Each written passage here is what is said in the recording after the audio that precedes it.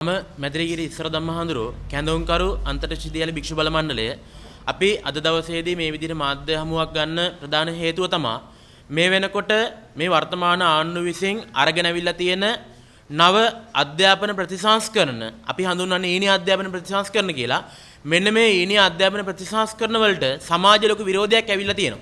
ඒතර මෙන්න මේ විරෝධය අපි අද ඊයක පටන් ගත්ත එකක් නෙමෙයි. මේ අධ්‍යාපන ප්‍රතිසංස්කරණ යෝජනාවලිය අරගෙන ආපු වෙලාවේ අධ්‍යාපන ප්‍රතිසංස්කරණ ක්‍රියාත්මක කරන්න ඕන කියලා ක්‍රමවේදයක් හඳුන්වලා දෙන්න ඕන කියලා ආණ්ඩුව තීරණය කරපු වෙලාවේ ඒ ගත්ත තීරණේ සමාජයට දැනුම් දෙනකොටම අපි ඒකට විරුද්ධ වුණා. එතකොට මෙන්න මේකට විරුද්ධ වෙච්ච කාරණාව අද මේ ආණ්ඩුව විසින්ම තහවුරු කරලා තියෙනවා. ඒ ඉදිරිපත් කරපු පළවෙනි මොඩියුලෙන්ම ඒක අපිට දැක් ගන්න පුළුවන්කමක් තියෙනවා. එතකොට මෙන්න මේ අධ්‍යාපන ප්‍රතිසංස්කරණ ඉදිරිපත් කරන මොහොතේදී ශිෂ්‍ය ව්‍යාපාර විදිහට රටේ ප්‍රගතිශීලී බලවේග විදිහට අපි දැක්ක විවිධ පාර්ශව මේ පිළිබඳව ප්‍රශ්න කරා. අපිත් ප්‍රශ්න කරපු මේකට විරුද්ධ වෙච්ච ප්‍රධාන කාරණා කිහිපයක් තියෙනවා. ඒකේ පළවෙනි කාරණාව විදිහට අපිට දකින්න පුළුවන්. අපි ප්‍රශ්න කරා ආණ්ඩුවෙන් මේ අධ්‍යාපන ප්‍රතිසංස්කරණ සකස් කරන්නේ කවුද කියන කාරණා. එතකොට අපි දන්නවා ඉස්කෝලේක පෙළපතක් හැදුවත් මොකක් හරි මේ ආකාරයක දෙයක් හැදුවත් ඒකේ කර්තෘ මණ්ඩලයක්. එහෙම නැත්නම් ඒක නිෂ්පාදිතයෙක් ඒක නිර්මාණය කරපු කෙනෙක් සකස් කරපු කෙනෙක් ඉන්නවා. නමුත්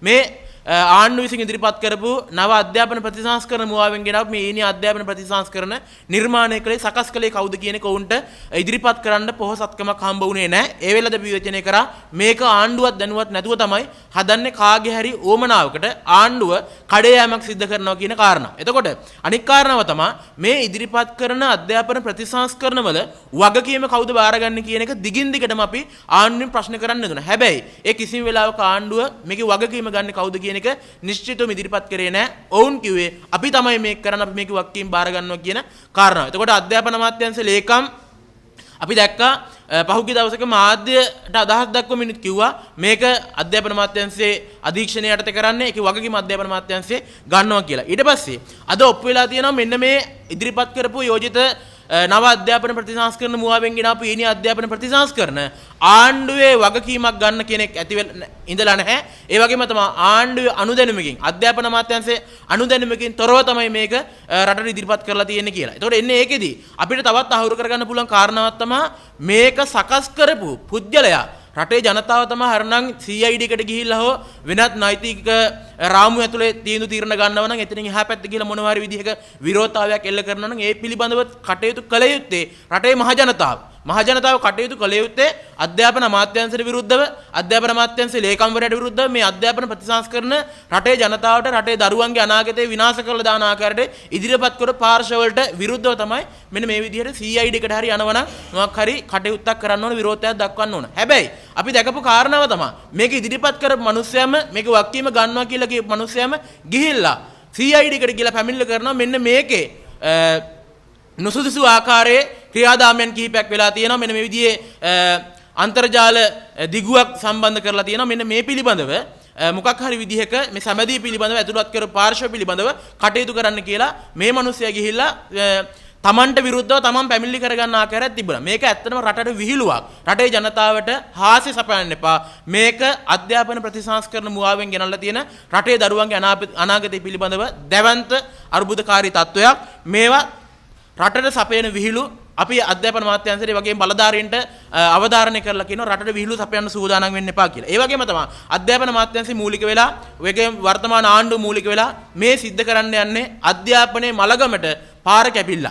අධ්‍යාපනයේ මලගමට පාර කැපිල්ලක් කියලා අපි මේ විදිහට කියන්නේ හේතුව තමයි අධ්‍යාපන අමාත්‍යාංශයේ මේ හදපු මොඩියුලවල තියෙන මේ අර්බුද සමහර පාර්ශව එක කරුණු ඉස්මතු කරලා සමහර ආගම් ජාතිවාදී ඒ වගේම විවිධ ඇදහිලි මත පදනම් වෙලා මෙන්න මේ ප්‍රශ්න ඉදිරිපත් කරලා ඉස්සරහට අරගෙන තියෙනවා. ඒතකොට මේකේ පහුගිය දවස්වල කතා බහට ලක් වෙච්ච ප්‍රධාන කාරණාව තමයි මේකේ දරුවන්ට නුසුදුසු 6 වසර පාසල් අධ්‍යාපනය ලබන 6 වසරේ දරුවන්ට නුසුදුසු සබදියක් මේක අන්තර්ගත කරලා තියෙනවා. මේක ගැන තමයි ලොකු සංවාදයක් ආවේ. ඒතර අපි මෙතන පැහැදිලිව කියනවා මේකේ තියෙන ප්‍රශ්නේ මේක ඇතුලේ දාලා තියෙන මේ වෙබ්සයිට් එකේ ගැටලුව නෙමෙයි. අපි එතකොට මේ අධ්‍යාපන යෝජනාවලිය අරගෙන ආපු එකේ අපි මුලින්දම කිව්වේ සමස්ත අධ්‍යාපන පද්ධතිය තුලම පරිවර්තනයක් වෙන්න ඕන. ඒක රටේ මහ ජනතාව සම්බන්ධ වෙච්ච අධ්‍යාපන ශාස්ත්‍රයේ අධ්‍යාපනඥයෝ ඉන්නවා, අධ්‍යාපන විශේෂඥයෝ ඉන්නවා. ඒ වගේම රට තුල අධ්‍යාපන විෂය හදාරන විශ්වවිද්‍යාල පීඨ තියෙනවා, විශ්වවිද්‍යාල අධ්‍යනාංශ තියෙනවා, වෙනම ඒවට වෙන්විච්ච රජයේ ප්‍රතිපාදන හරහා නඩත්තු වෙන ආයතන තියෙනවා. මෙන්න මේ ආයතන සම්බන්ධ කරගෙන මේ කටයුත්ත කරන්න කියලා. නැතුව මේ මොකක් හරි සිද්ධියක් වුණාට පස්සේ රටට ප්‍රවෘත්තියක් දෙන්න, රටේ ජනතාව දැනුවත් කිරීමක් කරන්න, මාධ්‍ය සංදර්ශනයක් විදිහට දාන්න, අධ්‍යාපන ජාතික අධ්‍යාපන ආයතනයේ අධ්‍යක්ෂ ජනරාල්වරිය తాවකාලික වගකීමෙන් අයින් වෙනවා වගේ විහිළු සපයන්නේ නැතුව මේක මුලින් ඉඳලම ඔවුන්ගේ මැදිහත් කිරීමෙන්, රටේ ජනතාවගේ මැදිහත් කිරීමෙන් විශ්වවිද්‍යාලවල ආචාර්යවරු ඉන්නවා, අධ්‍යාපන විශේෂඥයෝ ඉන්නවා, ඒ අදාළ බලධාරීන් සම්බන්ධ කරගෙන, ඒ පාර්ශවකරුවන්ගේ අදහස් එකතු කරගෙන මෙන්න මේ අධ්‍යාපන පරිවර්තනයක්, ඒ පරිවර්තනය සිද්ධ කරන්න ඕන කියන එක තමයි අපි දිගින් දිගටම ඉදිරිපත් කරේ. ඒ වගේම තමයි අපි දිගින් දිගටම මෙන්න මේ සඳහා විච්ච යෝජනා වලින් පත්වන හැම ආණ්ඩුවකටම වගේ ඉදිරිපත් කිරීමක් කරා. එතකොට මේ වෙලාවේදී මෙන්න මේ තත්ත්වය සම්බන්ධව අපි දැක්ක පහුගිය කාලේ පහුගිය දින කිහිපය තුල රජයේ විසින් අධ්‍යාපන අමාත්‍යාංශය විසින් තීරණ අරගෙන තිබුණා මේකට මොකද්ද කරන්න කියන කාරණාව පිළිබඳව. එතකොට ඔවුන්ගේ තීරණවල තිබුණේ මෙන්න මේ 6 වසරේ මොඩියුලේ ඇතුලේ අන්තර්ගත වෙලා තියෙන මේ සම්බදියේ තියෙන පිටුව ඉවත් කරලා ඒ කොලේ කඩලා දාලා අපි මේ පොත බෙදලා දෙනවා කියලා. ඒතර ඉතිහාස විෂය සම්බන්ධව ඉදිරිපත් කරලා තියෙන මොඩියුලේ තියෙන ගැටලුවට ඒකේ පිටුව කඩලා දුන්නාම හරි. ඊට පස්සේ ඉංග්‍රීසි ඔය 6 වසර මොඩියුලේ එකේ තියෙන පිටුව ගලලා දුන්නාම හරි. දැන් මේකේ වැරදි තියෙන අවුල් වෙලා තියෙන පිටුව ඔක්කොම ගලව දීලා පිටු ගලවන සෙල්ලමක් ආණ්ඩුව විසින් මේ වෙලාවේදී නිර්මාණය කරගෙන. එතකොට අපි කියනවා මේව රටට විහිළු සපයන්න එපා. මේක කොළ ඉරන සෙල්ලමක් නෙමෙයි. මේක රටේ අනාගතය සම්බන්ධව, රටේ දරුවන්ගේ අධ්‍යාපන ක්‍රමවේදය සම්බන්ධව බරපතල ප්‍රශ්නයක්. මේ පිළිබඳව තමයි අපි අවධානය යොමු කරන්නේ. ඒ වගේම තමයි අපි අනිත් පැත්තෙන් ප්‍රශ්න කරපු ප්‍රශ්නේ තමයි ආණ්ඩුව ඇවිල්ලා අවුරුද්දක් යන්නත් කලින් මේ විදිහ අධ්‍යාපන ප්‍රතිසංස්කරණ යෝජනාවලියක් මේ විදිහට ඉදිරිපත් කරන්න හේතුව මොකද්ද? මොකද්ද තියෙන කඩිකුලප්පු ආණ්ඩුවට මේ වගේ අධ්‍යාපන ප්‍රතිසංස්කරණ යෝජනාවලියක් ඉදිරිපත් කරන්න?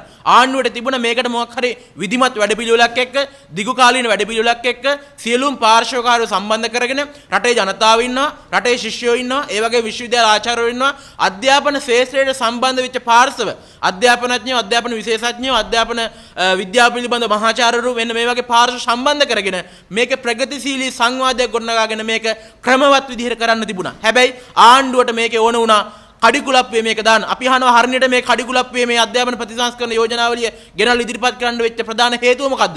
අපි කියනවා මේක ජාතික ජනබලවේග ආණ්ඩුවටවත් වර්තමාන පාලකයන්ටවත් ඕන කරන එකක් නෙමෙයි. මේක ඔවුන්ට IMF එකට ඕන කරන විදිහට, එහෙම නැත්නම් ආසියානු බැංකුවට ඕන කරන විදිහට, මෙන්න මේ පාර්ශවවලට ඕන කරන විදිහට මේ ක්‍රියාවලිය කරගෙන යන්න තමයි ඔවුන් මැදිහත් කිරීමක් කරේ කියන එක අපි මේ වෙලාවේදී දැඩි ලෙස විවේචනය කරනවා. ඒ වගේම තමයි තවත් හාස්‍යර ලක් වෙච්ච කාරණාවක් තියෙනවා. අපි දැක්ක එක වසර මොඩියුලේ ඇතුලේ තියෙනවා එක සබදියක් දාලා. ඒ සබදිය ඒ ලින්ක් එක ටච් කරලා ගියපුවාම මේ සබදිය හරහා ගියපුවාම කුරුල්ලෝ කෑ ගහන සද්ද අහන්න පුළුවන් තැනකට තමයි යන්නේ. එතකොට මේ අධ්‍යාපන ප්‍රතිසංස්කරණ වල ගෙනල්ලා තියෙන්නේ රටේ දරුවන්ට සත්තු කෑ ගහන සද්ද අහන්න පුළුවන් වෙන විදිහට අන්තර්ජාලය හරහා. මොකද්ද මේ විහිළුව? මේකද අධ්‍යාපනයේ පරිවර්තනය කියලා කියන්නේ. අපි කියන්නේ අධ්‍යාපන ප්‍රතිසංස්කරණ මුවාවෙන් ඊනි අධ්‍යාපන ප්‍රතිසංස්කරණ නෙමෙයි.